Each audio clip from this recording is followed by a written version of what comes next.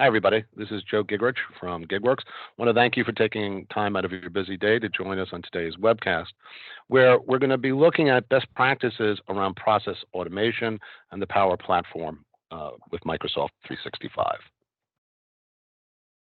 A little bit about us. We've been a Gold partner since 2001. We're also virtual technology specialists with Microsoft's New York Enterprise Group. We're a boutique firm with proven success with some of the largest enterprise companies in the world. And that success is driven by our knowledge and really refined way that we handle projects with an agile methodology and approach. Also key to how we handle our projects is we do focus very heavily on the user experience in conjunction with the best practices to support the business and to drive value and ROI. So today's agenda, planning and delivering your Power Automate solutions. And so we'll spend a couple moments discussing the challenge and what we believe the answer is through process automation.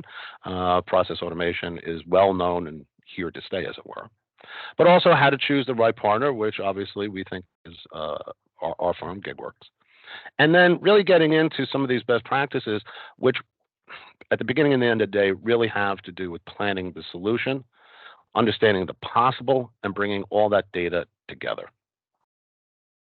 So the challenge. With 74% of U.S. companies having at least some work-at-home policy and hybrid, this was emerging for a long time in industries, really was accelerated, obviously, by the pandemic. The question is how do people stay connected and efficient without having to pick up the phone, without looking across at a desk? And then labor shortage is a very tight labor market. So learning how to do more with less, how to get rid of routine, low value, repetitive activities to free up your workforce to work more efficiently and to drive more value. Well, this is what really process automation addresses as one of the key challenges out there. And then the big one, driving adoption. It has to be built in a way that people know how to work. It can't be excessively IT-centric. It has to feel natural. And we're very big on what we refer to as a retail approach, that by emulating common day-to-day internet activities, the way forms are handled and the way notifications are handled, and you do that in a fashion that is just consistent and akin with how retail websites work is a big part of our secret sauce.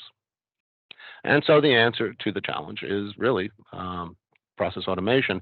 And Microsoft has been working and developing and just continuously improving on Power Automate. And so these are high ROI stats, 200% ROI in 3 years. Depending on what kind of process you're automating, frankly, we see that ROI very frequently within 3 to 6 months. And then when you think about the amount of time that people are wasting on productivity, this really adds up to a very significant number for worker time over 3 years. And and this is a big one, is the reduction of error. If you're rekeying, if you're relying on spreadsheets and people, picking up the phone, there's a lot of error that will happen as a consequence. And so automation really does reduce errors and risk. Because errors mean risk. And so that's, again, one of the big values of process automation. And so when it comes to choosing a partner, which is where we think we really excel with our 20 years of experience and our efficacy around the Agile methodology, a few things to consider. Does the firm understand process? Anybody can write a workflow. Well, not anybody, but writing the workflow, it's incumbent that you understand the business process that you need to try to drive efficiency on. The other thing is the sourcing and connecting of data. Not everything is just a SharePoint list.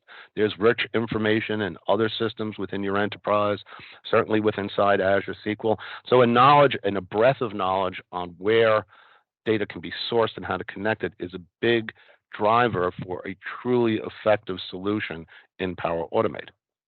And then the user experience. I can't say it enough. Build it and they won't necessarily come. It really has to be built in a way that people can use it and drive that value out of that full M365 stack that you've already invested in, right? Around Power Platform, external data sources. And that, by the way, this does eventually tie into Power BI, because now that you have these workflows and processes and data flowing back and forth, How are you going to report on it? And this is one of the great things about M365, and I think is an important thing to look for in a partner. Do they know how to extend that full value of M365, not just a slice of it, as we've seen frequently in the marketplace? So the other thing that we really think is very key, and this is part of the Agile process, is MVP. You want to have an eye to what a solution could do across the life cycle of its development, but what's that first iteration? What's that minimally viable product that allows you to stay on budget? And that's driven through an Agile methodology, and everybody talks about Agile. Executing it is another thing, and we have just proven success in that regard for years. So a little bit about the Agile process. Again, very familiar in the marketplace now, but it's rinse and repeat, right? You plan, you build, you review. You plan, you build, you review. And this iterative process really is very important. It's about collaboration, not just with your IT stakeholders in terms of our clients, but also with the business. And this approach to developing solutions, where you've established what the solution should do, you understand the business case, but then executing it in this fashion really helps go a long way to ensuring that that MVP stays on budget and that you have a scalable solution so that when you come back to add refinements and extend the power of that Power Automate solution, you can just continue in this fashion, continue to build. Planning. So you can't just have at it. You really do need to know how to plan. Also, as part of the planning effort is to make sure you have a playbook afterwards. So when you're planning for a process automation, what's the business case? What are you looking to automate? What of that large view or larger view of the solution that you're looking to achieve has the highest ROI to really make sure that that is one of the hyper focuses of your MVP? So what can you do in that MVP? What has the highest ROI? And again, with Agile, it really allows you to do this in a very successful fashion. And so part of that planning, where does the data live? What does it need to be connected? And as part of that whole M365 value proposition, I would add, once again, the ability to then later on report. You need approvals, alerts, and notifications, obviously. But how do you report on end user adoption, on what efficiencies you've gained to measure that ROI? This is a key component of planning that really cannot get lost. So what does Power Automate allow you to do? Right? So for one, that boost in efficiency, the reason why you're doing this. And it's also low code. And what's really great about it is not only is it low code, but it will accept code. If you need to put in custom stylings using JavaScript, this is a tool that really is built for power users and developers to work together on low code drag and drop utilities. And so you have the ability to have process automation, business process automation, RPA or robotic process automation, and AI builder. Right? So all this comes together in the Power Automate platform. And further on the M365 tip, where does this workflow or form need to live? Does it need to live in Teams, SharePoint, both?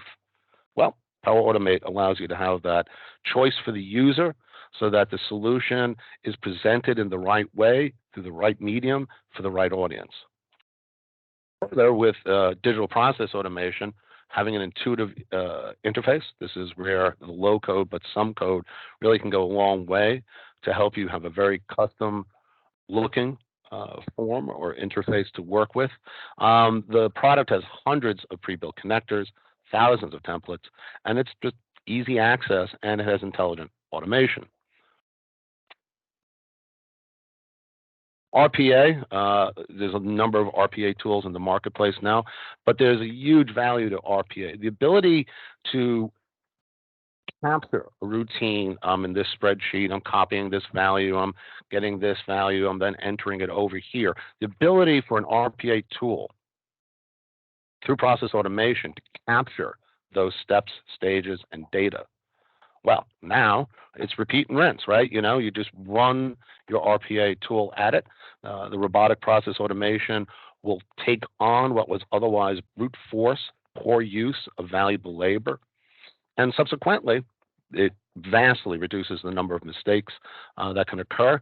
Security is easier to achieve, and it works seamlessly within the Azure platform. And there's a lot of out-of-the-box examples to get you going.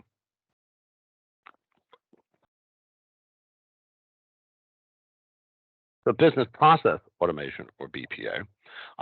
This is a multi-step process, and the product features a process designer, right? So you've sketched out, you've done some swim lane diagrams, but now you have to lay that out in the toolkit. And Power Automate makes this very easy to do with the process designer. Set up the stages in the gates, in the workflows that you've defined.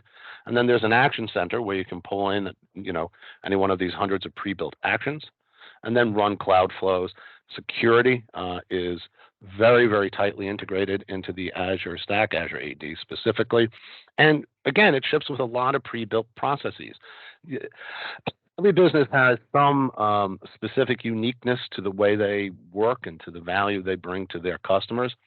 But let's face it, there are a lot of things that are just common to all businesses, common to a given workflow, time off or whatever it may be.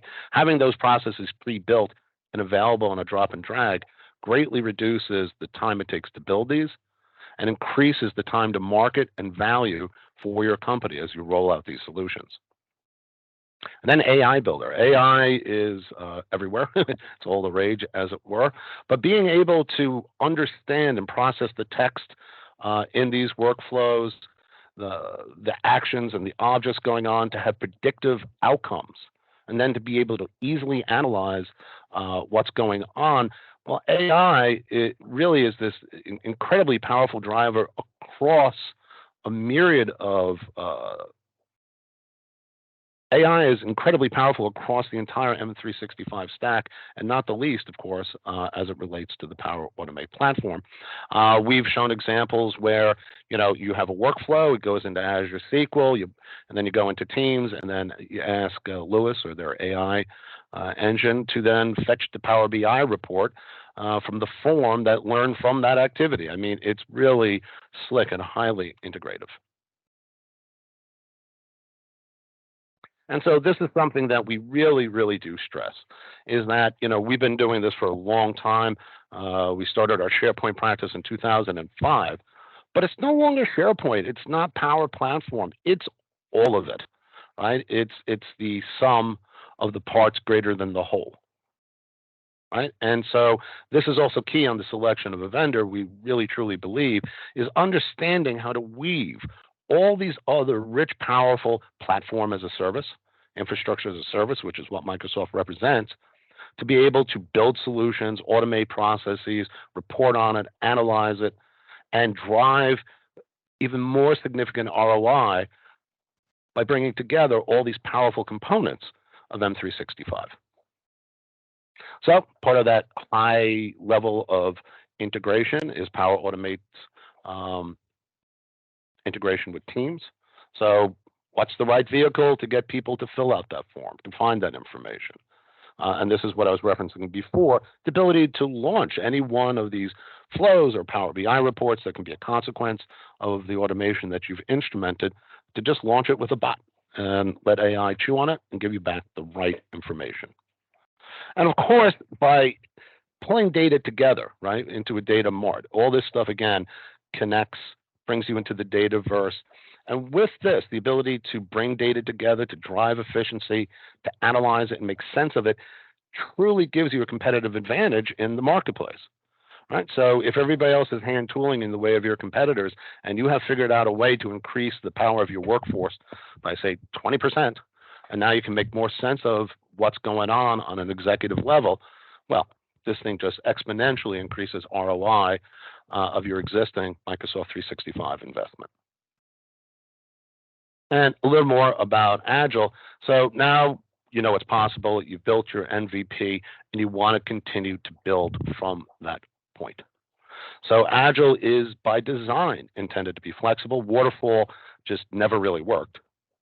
And by having the ability to have this build, review, repeat on very tightly knit sprints, we actually put into our contracts with our clients that they have to meet with us weekly for sign off on that sprint. We have our daily scrums to make sure the product and the project rather is moving along smoothly. This is a big part of bringing all these parts together in a way that's meaningful to drive an MVP to stay on budget. So, mentioned planning quite a bit and some of the things we do. So hopefully we've done a reasonable job of explaining to you guys who were listening today why we really do what we do as well as we do it. And one of the big things is the playbook. So documentation, yeah, you need sign off, you need to know what's being built, fine. But that initial documentation should lead to a long-term leave behind document, the playbook. Right? How is it built? How will you continue to take it on if you take it on yourself? We don't expect that our clients are going to call us for everything they want built.